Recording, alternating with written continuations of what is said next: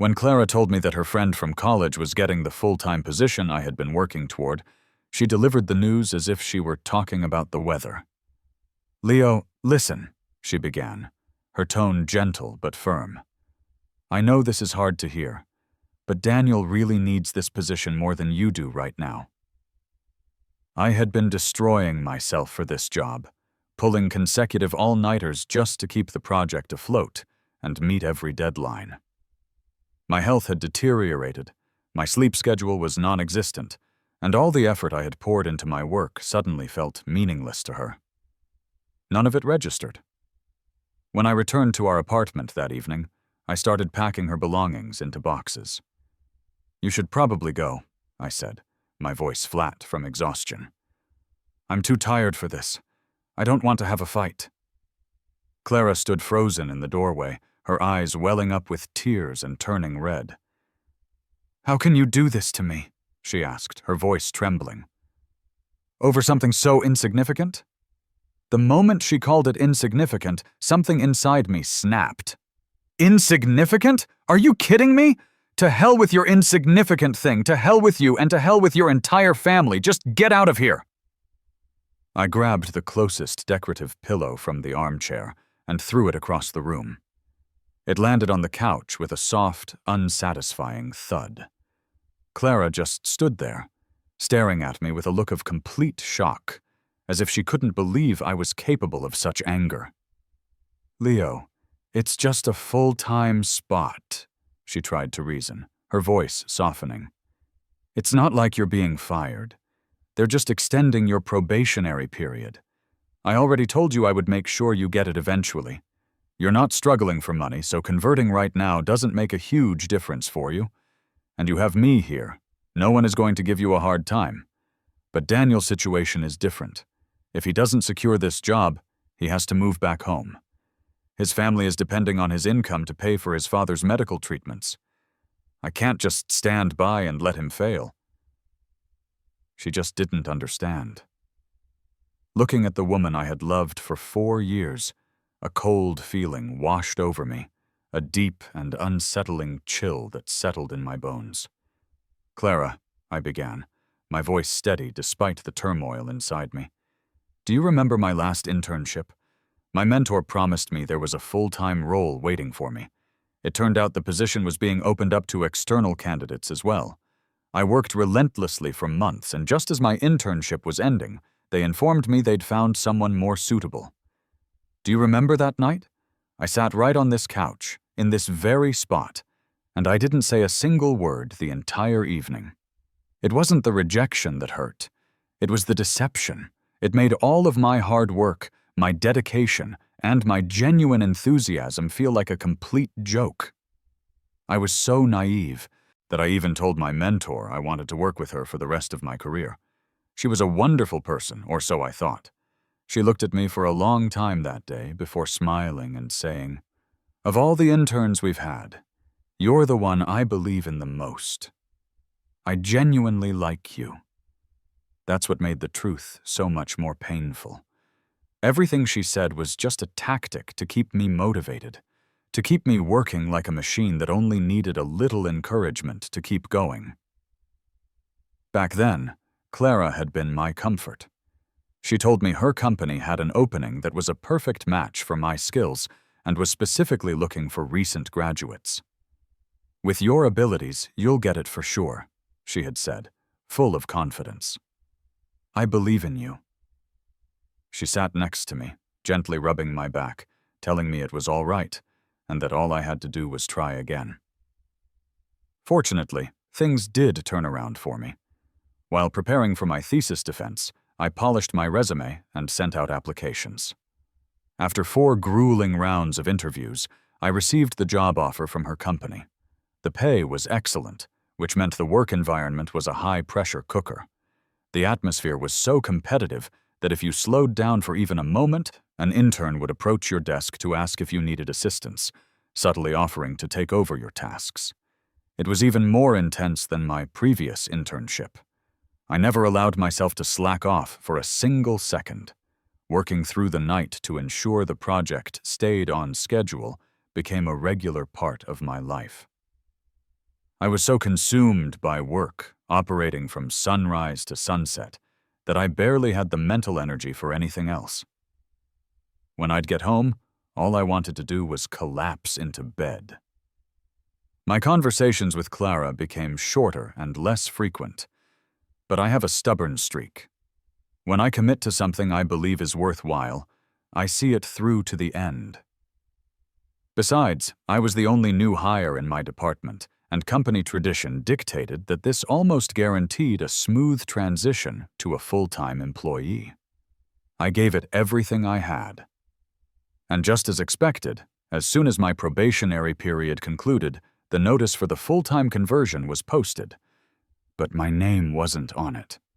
It was for her college friend, Daniel, a man who hadn't worked a single day at the company. "Leo, your trial period is only being extended," she said, trying to soothe me. "You're saving his life with this gesture. You've always been such a compassionate person. Why is this making you so upset? It's just for 2 more months, at most, and then you'll be converted. It's practically guaranteed." When I didn't reply, she pressed on. "I know this is bringing up bad memories from your last internship, but this is a completely different scenario. Your job is secure. Nothing about your role is going to change." The silent pain I had felt that night after my internship, she probably thought a few comforting pats on the back were enough to make it all disappear. Now she was dismissing my hard work and my aspirations with the same casual reassurances she had used to comfort me back then.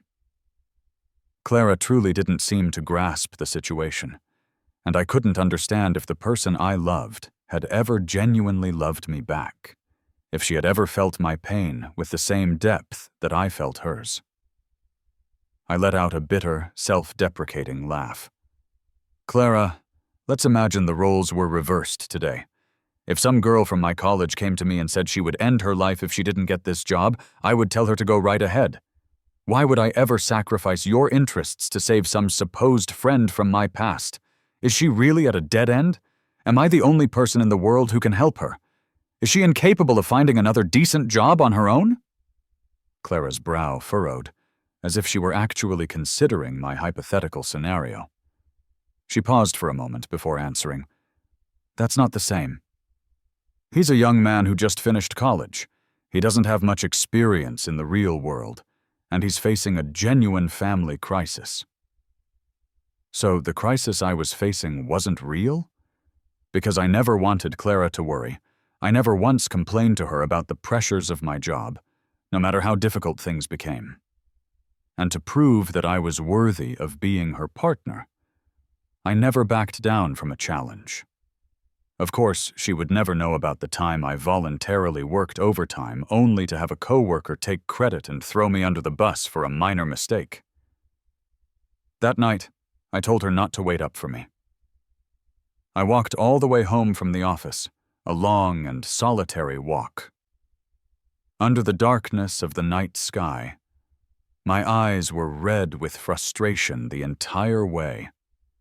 But when I finally got home, she had dinner waiting, my favorite fruit already cut and plated, and a bath drawn at the perfect temperature. In that moment, I felt like I could endure anything. Sometimes, when life felt overwhelmingly difficult, and I was just so tired, Clara would take my hand, and we would go for a quiet walk. And I would feel all right again.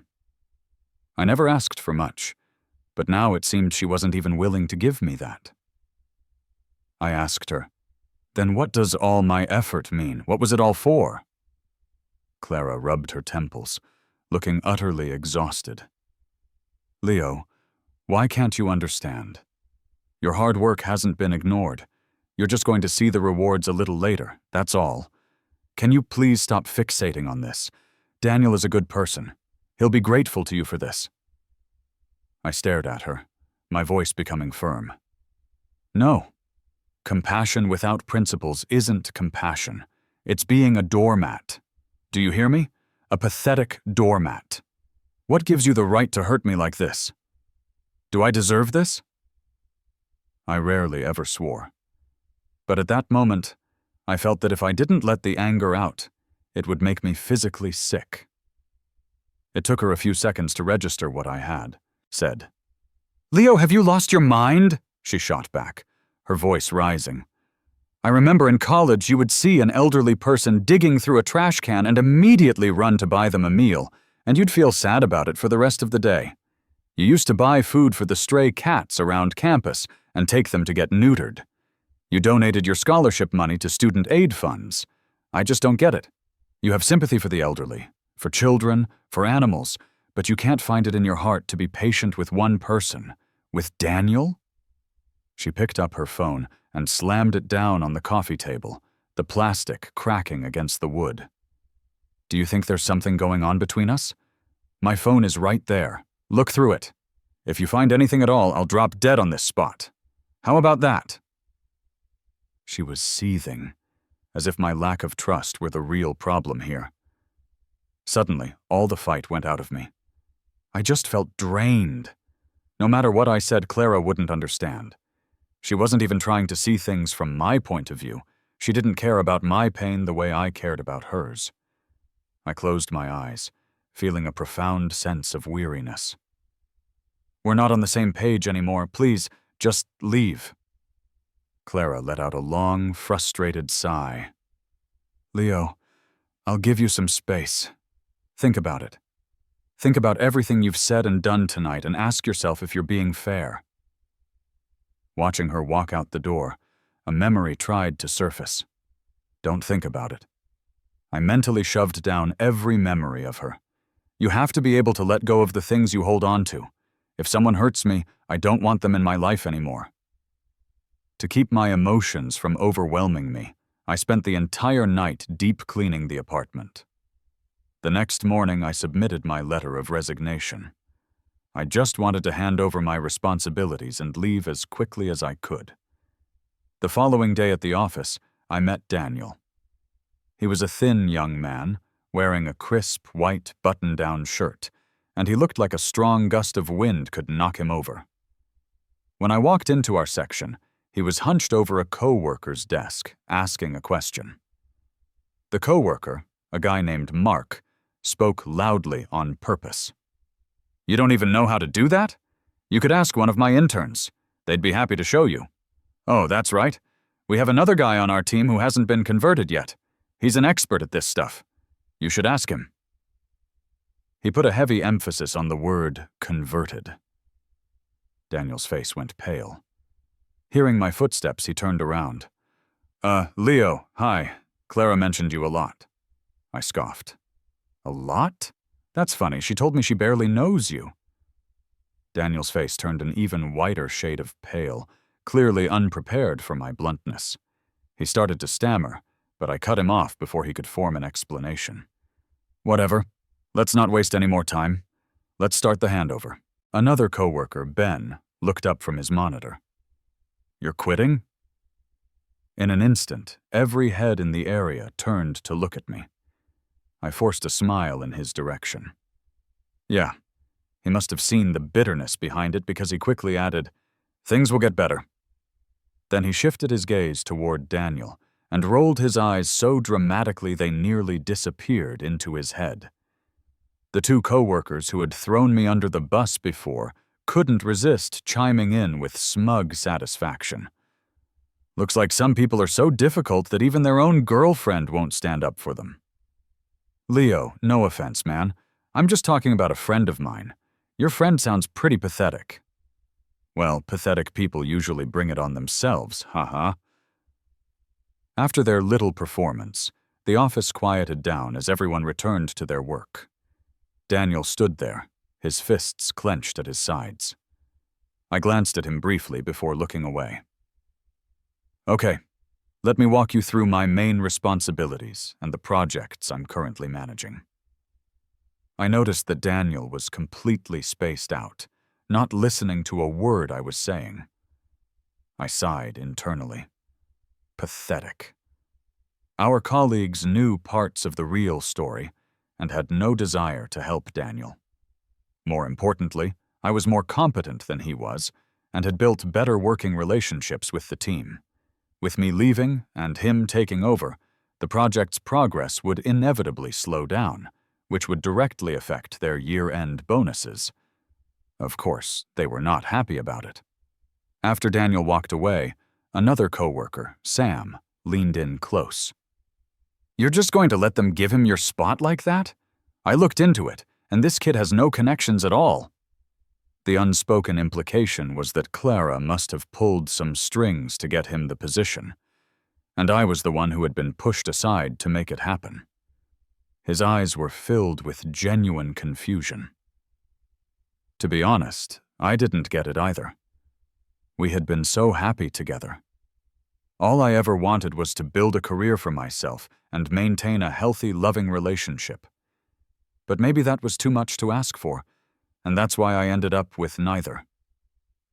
Sam lowered his voice even more. "Did your girlfriend even discuss this with you beforehand?" I shook my head and offered a weak, bitter smile. "Nope. And just for the record, it's ex-girlfriend." "Leo, do you really think this is appropriate behavior?" A familiar voice cut through the office murmur from behind me. Clara looked absolutely furious.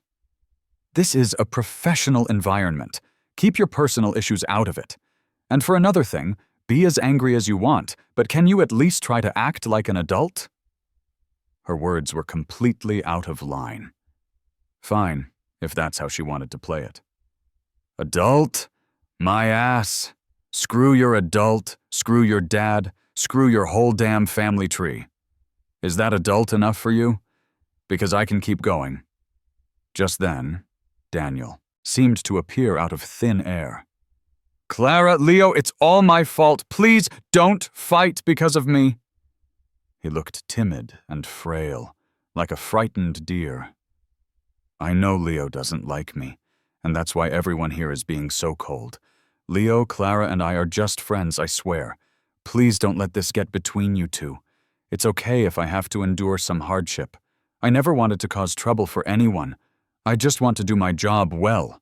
It's fine if I'm misunderstood." Clara's tone turned to ice. "Apologize to him." A heavy weight settled in my chest, making it difficult to breathe. Daniel glanced up at me, then quickly said, "He doesn't have to. Leo is only acting this way because he loves you so much. I know he didn't mean to hurt me. I'm hurt, but I won't hold it against him." Clara turned to him, her voice filled with annoyance. "I was talking to you, Daniel. Apologize to Leo." Daniel bit his lower lip, and his eyes grew red with humiliation. Clara looked at him and seemed to hesitate again. "Forget it. Just go back to your desk. Don't overthink things." Then, as if she were mentoring a naive younger brother, she explained, "Daniel, you need to take responsibility for everything you say. This is a workplace, not a school campus. Bringing your personal drama here won't help you. It will only make people think you're unprofessional and unreliable. Do you understand?" Daniel looked up, his eyelashes damp with tears, the perfect picture of innocence. He sniffled and said to me, "Leo, I'm sorry." But I could see it clearly. There wasn't a shred of remorse in his expression. His eyes, however, held a clear look of defiance. I understood the message he was sending. To me, Clara had said, "This is the office. Keep your personal life out of it." But to him, she was giving a patient, detailed lesson on workplace etiquette. A wave of defeat washed over me, stronger than anything I had felt before. No matter how hard I tried to suppress the storm of emotions raging inside me, Clara could still affect me, and I realized that I no longer understood her, just as she could no longer understand me. But for the past 4 years, I had loved her with such sincerity, and I had felt her love for me in return. How many 4-year periods does a person get in their lifetime, where two people are constantly in each other's thoughts? I almost lost my composure. I blinked hard, forcing back the burning sensation in my eyes. I took a deep breath, wanting nothing more to do with either of them. Daniel, you don't need to view me as a rival. As for the job, I've already resigned. And as for Clara, I glanced at her retreating back, paused for a moment, and continued. We already broke up. I don't know if he believed me. Probably not. Because he quickly forced a smile and said, Leo, that's not it at all. You're being far too sensitive. And just a friendly piece of advice. Clara is a great person. You shouldn't throw the word breakup around so lightly. It's hurtful. It might work once or twice, but if you say it enough times, it becomes a self-fulfilling prophecy. The pitiful act from before was completely gone, replaced by a growing look of smugness. If I, Leo, ever get back together with Clara, may I be struck by lightning, hit by a car the moment I step outside, and die a broke and lonely man. Is that clear enough for you? If you were competing with me for the job, I could at least respect you. But to go through all of this for a woman? I just don't get it. Why are you so desperate to pick up something I'm throwing away? She's all yours. I patted his shoulder. Work hard. I hope you actually manage to last here. After all, I had invested a lot of myself into this job. I had once really wanted to build a future here. Daniel violently shrugged my hand off his shoulder. Who needs your fake sympathy? If you're so great, how come you couldn't get Clara to stand by your side and defend you?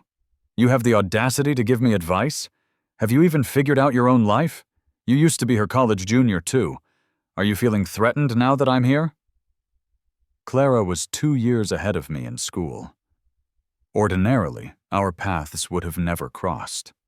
But fate has a strange sense of humor. When she didn't have an umbrella during a downpour, she would randomly duck under a classmate's and ask if they could share for a little while. Everyone was always friendly and never refused. Some would even go out of their way to walk her part of the way home. So, in return, she would offer her umbrella to other students she saw caught in the rain. That day, it was raining cats and dogs. I was rushing toward the main academic building, my head down against the wind, when an umbrella suddenly appeared over my head. She was wearing flip-flops, and her feet slipped on the wet pavement. She came sliding toward me, and the handle of the umbrella smacked me squarely in the back of the head. The momentum almost sent both of us sprawling. She instinctively grabbed my arm to steady herself, and I immediately started apologizing profusely. Half of Clara's body was already soaked from the rain. She started to say something, but the rain was too loud, and I couldn't hear her. She raised her voice. Hey, can you move a little? The water splashing off of you is getting my shoes all wet. They're freezing. I stopped and looked down. Her white canvas sneakers were completely soaked, and water was dripping from the cuffs of her pants. Looking up, her beautiful face was completely expressionless. Clara didn't look happy. But when a beautiful person has a resting, unimpressed face, they still look beautiful. I'm so sorry. Let me send you some money for the shoes. Let me buy you dinner. What would you like to eat, miss? Clara stared at me for a moment, then said, No thanks. She was still standing, there. So without thinking, I said, Well, you could move away a little bit. Clara was stunned. Then, as if an idea suddenly struck her, she turned and started running away. I immediately took off after her. Are you sure you don't want to add me on WhatsApp? There's a special promotion today. Add me now and get $1,000. For real, I'm not lying. Add me now and it's $2,000. Hey, don't run away. How about 3? She ran, and I chased. The distance between us started to grow. I kept my head down and ran as fast as I could until a hand suddenly appeared in front of me, holding a phone with a QR code displayed on the screen. Clara's face was still cold, her tone matching it perfectly.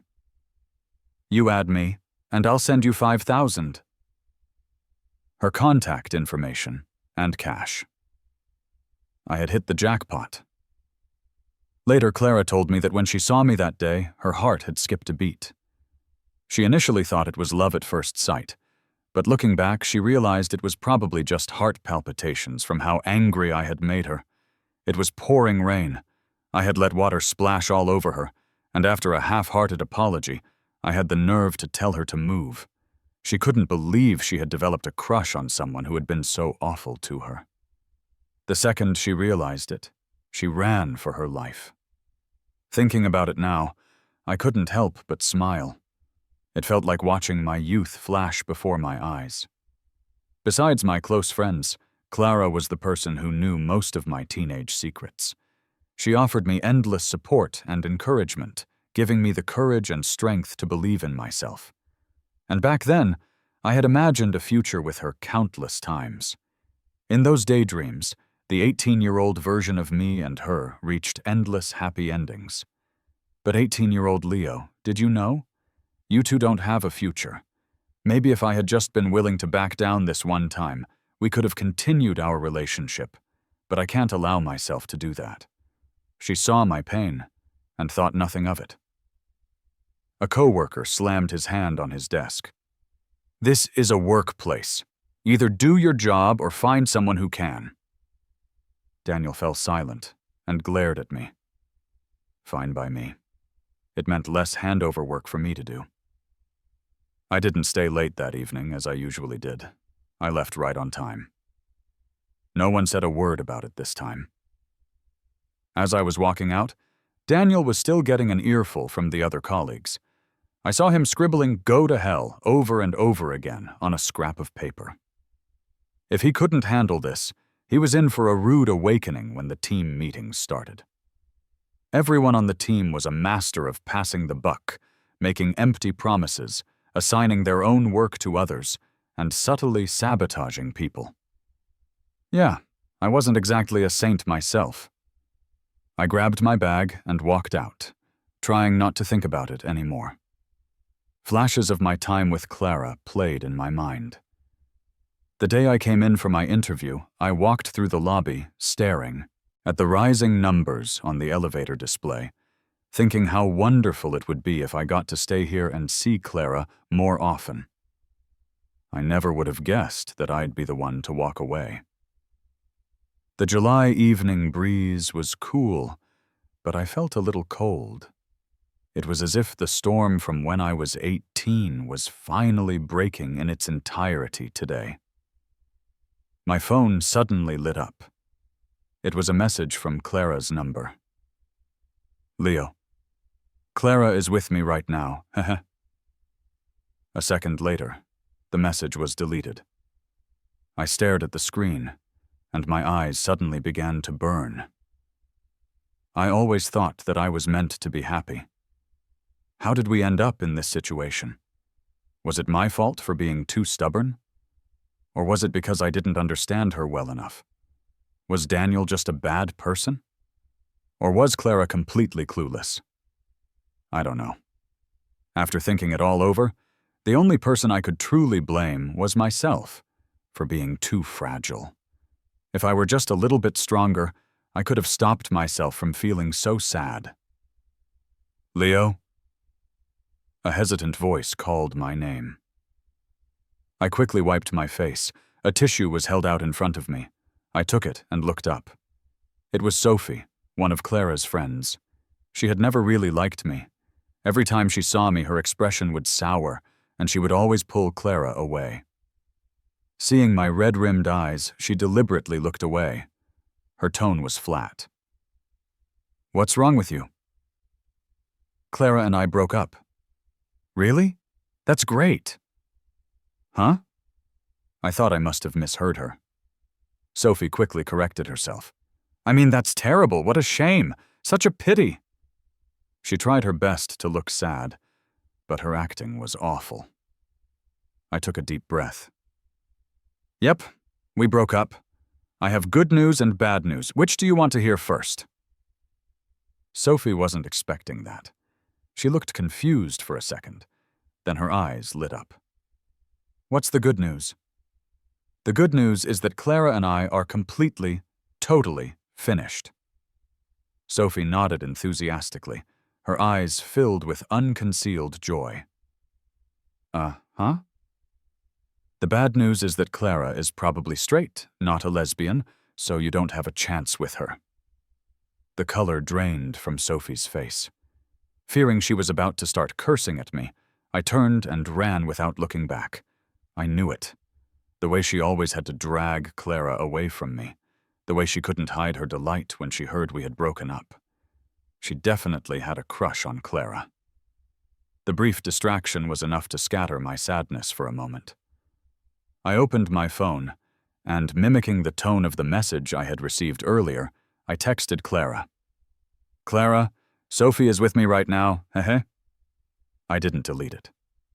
Back at my apartment, I started making a detailed list, packing up a little bit each day to make sure I could leave immediately after my last day of work without forgetting anything important. When I got to the 7th column on my list, I paused for a long time. This column was for gifts, and many of them were from Clara. I planned to keep a few meaningful presents with me, carrying the love of my family and friends on my journey forward. Clara had given me so many unforgettable memories. For my 20th birthday, she was away on a business trip. I told her over and over not to worry about coming back, that her work was more important. She didn't come back, but she had a custom watch made for me. The shop required me to pick it up in person. It was only when I arrived that I found out Clara had arranged a meeting for me with a leading figure in my industry. Even now, it's hard to describe exactly how I felt in that moment. I don't know if it was more gratitude, shock, or worry for her. I knew she must have pulled a lot of strings to get me that rare opportunity. She even thought to give me a heads up 2 hours in advance, so I would have time to prepare. After the meeting, the watch, which was the excuse for the whole thing, was delivered to me. I'm not used to wearing accessories, so I've kept it carefully stored away ever since. It was much later that I found out she had actually rushed back to our college campus that day. But it was too late. She came for a quick glimpse of me, and then had to leave just as quickly. I only discovered this when I found a photo on her phone. When I asked her about it, she said casually, "I just wanted to see you." I was confused. "But you were here. Why didn't you say hi?" Clara glanced at me and smiled.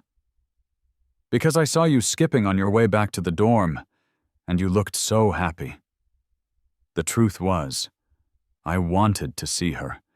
She was afraid that I would be sad if I knew I had missed her. Each gift was a shining piece of her heart from that time. My head was a mess. I wanted to escape for a moment, but I forced myself to sort through her things and post them for sale on an online marketplace. Only after all that was done did I look at the string of missed calls on my phone. Just then, my phone rang again. I answered it. The voice from the phone overlapped with a voice from right outside my door. "Leo, open up." She was standing right there, smiling with a hint of helplessness. "Are you really not going to let me come home?" It was as if she thought I was just having a temporary tantrum and would get over it soon. "Clara, we broke up. You know me. I would never joke about something like this, and I would never use a breakup as a threat to get what I want. If I said it, it means I've already made my decision. I can be impulsive, but when it comes to things I truly care about, I always think 10 steps ahead, especially with the person I almost spent the rest of my life with." Clara stared at me for a long time, and once she realized I wasn't kidding, she began to panic. "Don't be like this." Her voice was low, almost pleading. "There's nothing going on between Daniel and me. I just couldn't bear to see him in trouble. That doesn't mean I don't love you. No." My words cut her off. Her eyes filled with confusion, as if asking me why. "I'm not your teacher. I don't owe you an explanation. Let's not waste any more of each other's time. Since we're breaking up, let's make it a clean break. Dragging this out is pointless. I couldn't give myself a chance to waver, so I had to be cruel. Clara stared at me intently for a long, silent moment. She turned her face to the side, her jaw tight. She was holding back tears. We had met when we were young, each other's first love. We both thought we had found the person we would spend our lives with. After a long pause, she turned back to face me. She tried to hold it in, but her voice still came out choked. I'm sorry. I won't get involved in other people's problems anymore. I know you're angry, and you're using Sophie to get back at me. You hate Sophie, so I won't see her anymore either. I cut her off. Why would I hate her? I could understand why Sophie didn't like me, but she had never actively done anything to hurt me. I had no reason to hate her. Hate is a powerful emotion that consumes too much energy. No one is worth my hatred. Who you see is none of my business anymore. Clara, I don't need you to change for me. That would be a burden. I know your intentions were good, but just because you're kind-hearted and he has a sad story, it doesn't mean the hurt you caused me isn't real. It doesn't work like that. Isn't your partner supposed to be your first priority in a relationship? If I wanted to be more cynical, I could think that maybe after I started my career and became more independent and focused, Clara's role as a protector in my life had diminished. Daniel's arrival filled that void. He was young, good-looking, and his admiration for her and dependence on her fulfilled an emotional need. I could think that way, attack her, and blame Daniel. But I didn't want our story to end so ugly. She was silent. I could tell she still wanted to try to fix things. After a moment, Clara asked me, I can fix everything. Put it all back the way it was. Why does it have to come to this?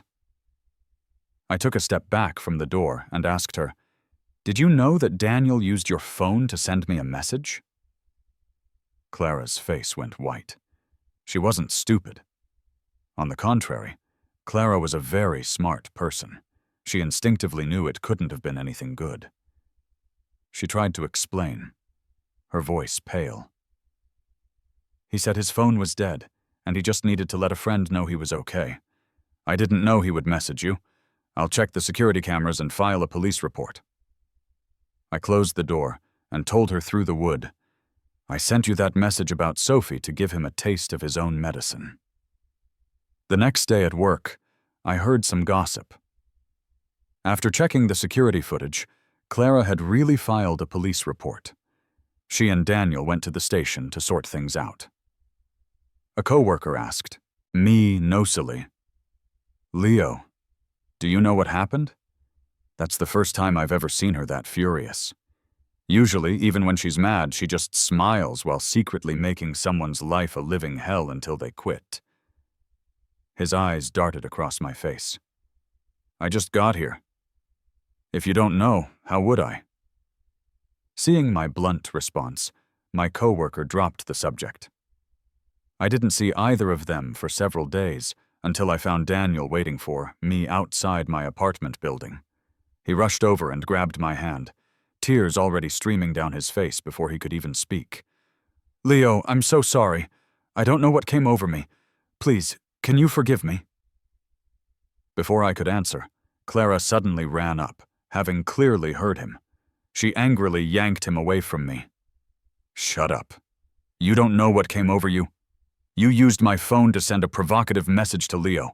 You said you didn't want to be misunderstood, so what the hell was that? Daniel clung to my hand, refusing to let go. I pulled my hand away. My forgiveness means nothing to you. His tears fell even faster. I just wanted to see what would happen. You're not me. You don't know how hard my life is. I had no other choice. I pulled a pack of tissues from my bag and tossed it to him. You weren't seeing what would happen. You were gambling. Gambling that I would just take it, and gambling that Clara would be swayed by you. Rely on yourself instead of others, and try not to wallow in self-pity.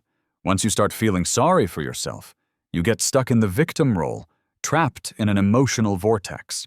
The more you pity yourself, the more helpless you feel. And the more helpless you feel, the more you pity yourself. Daniel reacted as if I had stepped on his tail, throwing the tissues violently to the ground. That's easy for you to say. You never consider anyone else's situation. Not everyone has the advantages you do. So what about people like me? Are we just supposed to die? You love seeing me beg, don't you? Clara picked up the tissues, her chest heaving as she suppressed her rage. Daniel, do you want to go back to the police station? This is between you and me. Why are you dragging Leo into it? I really regret ever listening to your sob story and helping you. Daniel froze, his swollen red eyes looking up at Clara. I'm in love with you. Clara's expression darkened instantly. She turned to me to explain. If I had known he felt that way, I would have never had anything to do with him. I repeated myself again. We broke up. You don't need to explain anything to me. Clara's fingers tightened slightly, her voice losing its usual light-heartedness. I know, but I don't want you to misunderstand. I said nothing. Ignored, Daniel glared at me. Feeling his intense stare, I looked back at him. I didn't like Daniel, but the only reason I was even talking to him was that he hadn't bothered me at work and had, in a strange way, helped me break up with the wrong person. Aren't you leaving? Daniel left in tears. He was wearing dress shoes and was unsteady on his feet, stumbling as he walked away. Clara watched him go with a cold expression. I couldn't help but taunt her. What's wrong? Don't you think he needs your help now? Clara looked at me, her eyes glistening. I'm sorry. If you ever need help in the future, please come to me first, okay? She didn't say anything else about getting back together.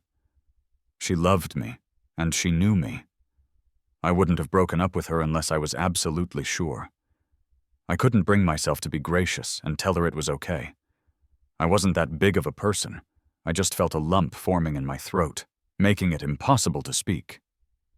My eyes started to burn. I quickly opened my apartment door and said to her, I won't. Goodbye. My voice was shaking. Anyone could have told that something was wrong. I shut the door, covered my mouth with my hand, and forced myself not to make a sound. Clara. There would be no more goodbyes. After finalizing my departure from the company, I sublet my apartment. I didn't want to stay in this city anymore. I was afraid that at some future job interview, my department head would turn out to be one of my old coworkers. Or worse, Clara. When I was a kid, I dreamed of traveling the world, but the furthest I had ever gotten was from one New York airport to another. Friend requests kept popping up on my phone. Some had the name Sophie. Others left messages asking where I was now. I ignored them all. I'm not dense. I could guess what was going on, but I wasn't interested in their drama. A massive thunderstorm hit Southern California in August. As I sat by the window, listening to the rain beat against the glass, I got a call. The caller ID said, Clara. The first time I didn't answer. She called a second time. Maybe it was the sound of the storm, but on a whim I picked up. The voice on the other end wasn't Clara's. It was a bright, boyish voice. Big brother, when are you coming to play with me? Big brother, I miss you. My sister is the meanest meanie. She won't let me call you. I found your number all by myself. Aren't I so smart? It was Clara's little brother, the little guy who loved playing video games with me and climbing all over my back. He used to say I was the only one who would practice basketball with him and play through a whole game without quitting.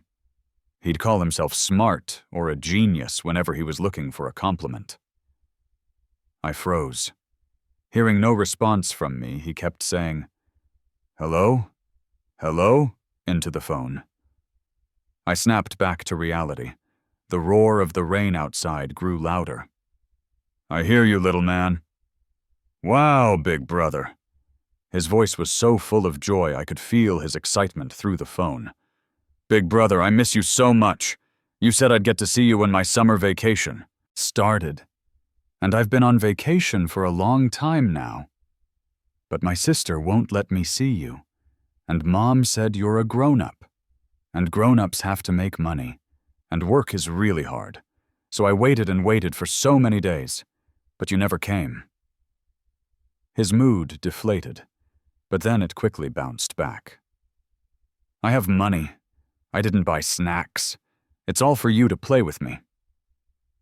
He chirped like a little sparrow, repeating, Big brother, big brother.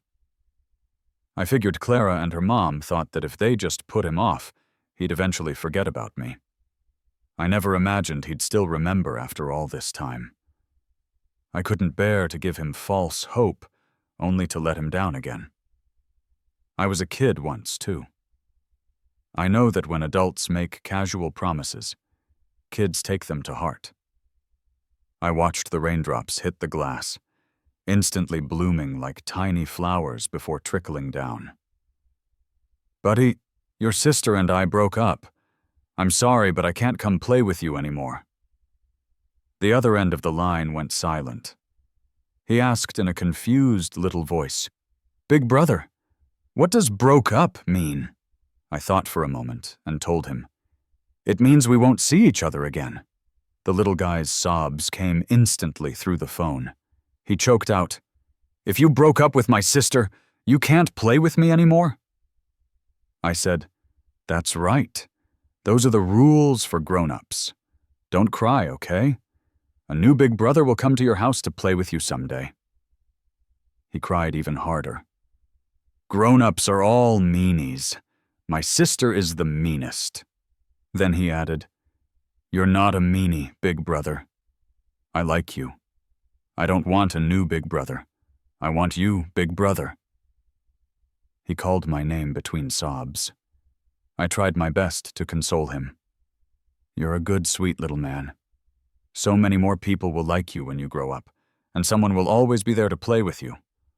The rain never stopped. It soaked everything, making the days feel bloated and heavy. I used to fight it, to not let people flow through my life like a river. I desperately tried to hold on to some of them. But as I've gotten older, I've started to allow and accept everything. I allow my weakness, my tears, my inability to be magnanimous. I also allow the people I love to be nothing more than flowers of water on my window pane, beautiful for a moment, and then gone. Don't cry, little guy. One day you'll grow up, and I'll just be a story you tell. When I was a kid, I really liked my sister's ex-boyfriend. He was the only one who would patiently play with me. After they broke up, I even called him crying. Or maybe I won't even appear in his memory at all. But either way, it's okay. I accept it all, completely. A book I had skimmed through as a child finally made sense to me one day, much later in life. I finally understood what the author must have been feeling when he wrote it. The past is a distant shore, and the old house is no longer there. All that's left is to listen to the cold rain.